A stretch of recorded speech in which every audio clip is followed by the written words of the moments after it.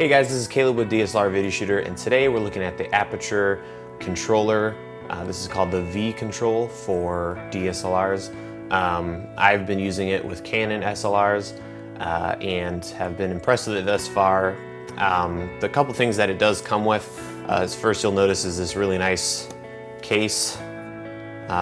Fits perfectly into the case, which is kind of a nice little addition. Really nice, has the magnetic little clasp there, so we'll go ahead and pull it out, set it aside. And it also comes with a couple other accessories, a dual 15mm adapter, as well as a single 15mm with a, right now I took off the male thread, but it does come with a male 1/4-20. So that gives you a couple mounting options.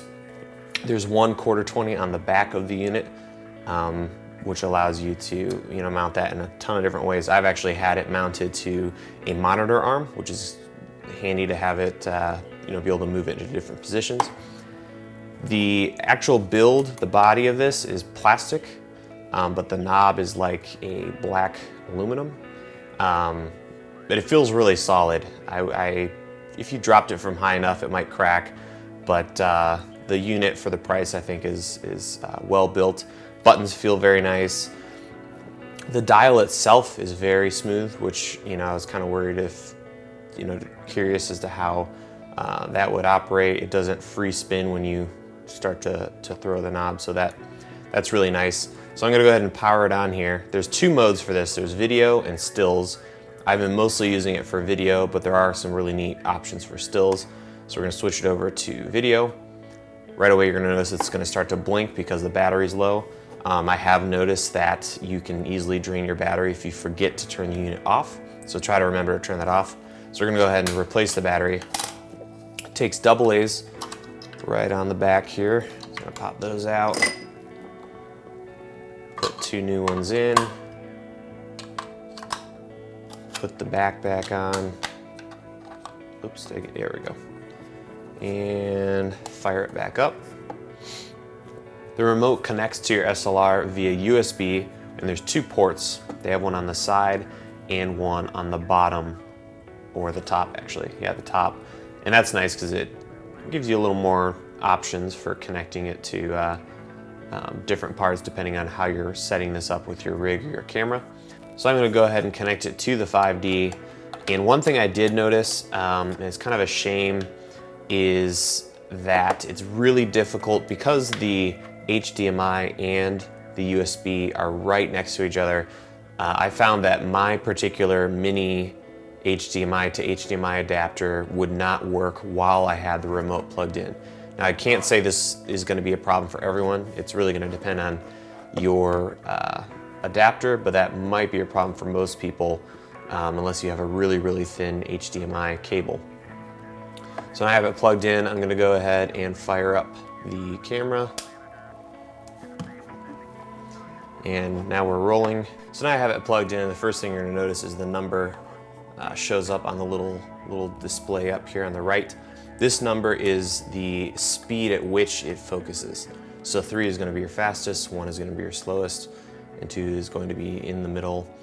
I'm gonna go ahead and switch over to live view, which you can control right from the remote. There it goes. I found that 3 is a decent speed. The only problem is this isn't going to be like a real follow focus in that it's going to be perfectly smooth. There is going to be a little bit of a stutter. When you switch between them, 1 and 2 is a little better. 3 is a little jumpy. So if you're doing a lot of focus pulls and you're trying to follow a lot of action, this is actually probably not going to be the best solution. But there are some benefits to using this over a normal follow focus. First of all, it's you don't have to have it attached to the lens itself physically, and you don't have to be near your camera. So this is going to be really handy. I'm doing a review of a car mount coming up here, and I'm going to be using this to control the camera while I have it on the top of a vehicle. So this is going to be great because I'll be able to record, I'll be able to check my focus, and so that's going to be really handy. Another nice feature with this unit is that you're able to program which direction the focus throws are. So if you want to focus near or far one way or the other with the knob, you can program that to fit your needs.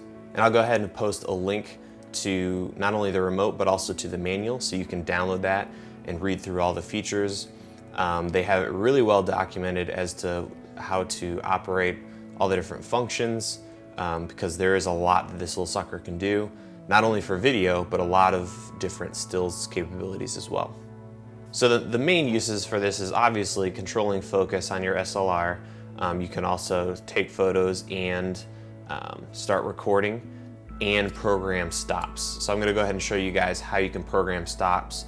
You'll notice on the left side of the unit, there are 4 buttons here, and you are able to do a far stop, and then 2 other stops in the middle, and then a near stop. And what's nice is you don't have to focus in between each one. You can just hit each programmed focus point and it'll automatically jump to that focus point no matter where you set it. So here you can see I just turned the camera on and then the remote on, and the next thing I'm going to do is turn on live view from the remote. So you can see my little scene on the right, and what I'm going to do is I'm going to focus on the first object, and I'm going to hold down the first button, the near stop button. And that's going to program one of the stops, and the light blinks green. Now I'm doing the second stop.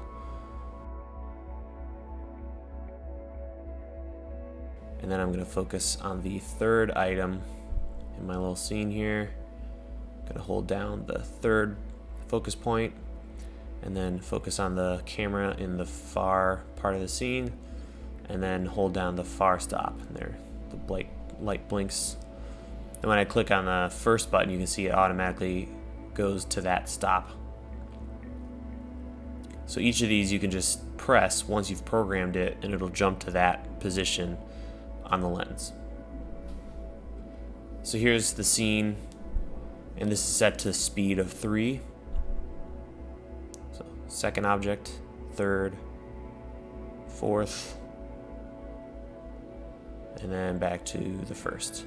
So you can see it's not the smoothest, and that's on the third setting. The first and second are a little slower and are a little smoother, but you're really not going to get the same quality of a focus pull as you will with a real follow focus.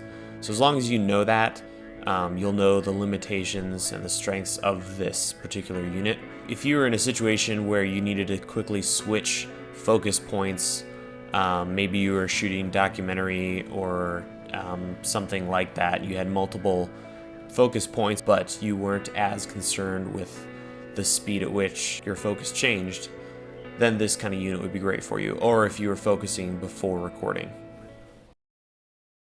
So in conclusion, I think there's a lot of pros and cons to this unit and its capabilities. Some of the pros are the controls. You can control so much of the camera with this remote. I really like the stops feature, having multiple programmable stops.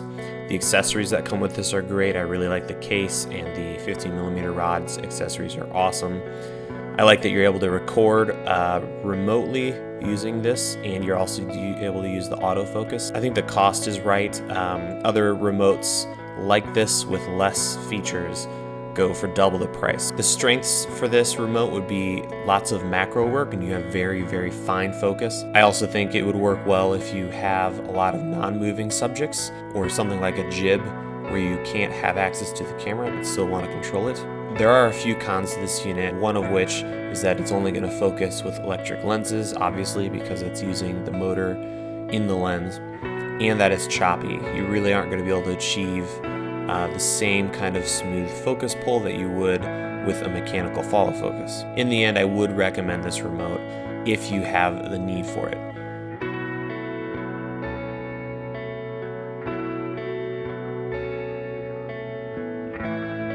For more HDSLR content, check out DSLRvideoshooter.com, and I look forward to seeing you guys over there.